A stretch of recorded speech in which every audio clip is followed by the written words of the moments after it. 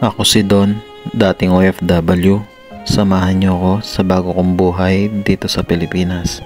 Ngayong araw pala ay birthday ng isa kong manok, kaya heto, pinalabas ko sila sa kulungan para makapag-party.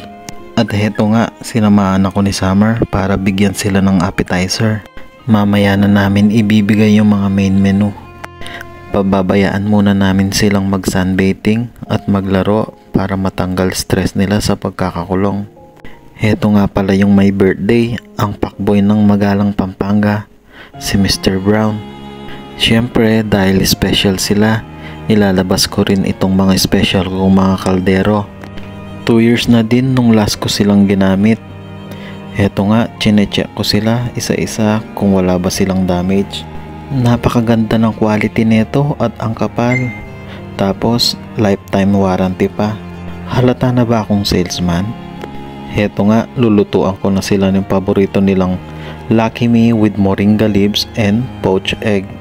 Napakasustansya nito dahil sa malunggay. Tapos yung itlog na ginamit ko ay galing din sa pugad nila. Heto naman pala yung dessert nila, kasaba cake at house blend coffee. May pool party nga pala sila mamaya, kaya pumunta ako ng Watsons para bilhan sila ng sabon. Tapos binilhan ko ng pagkain yung mga bisita nila mamayang gabi. Salamat po sa panonood. Hanggang dito na muna.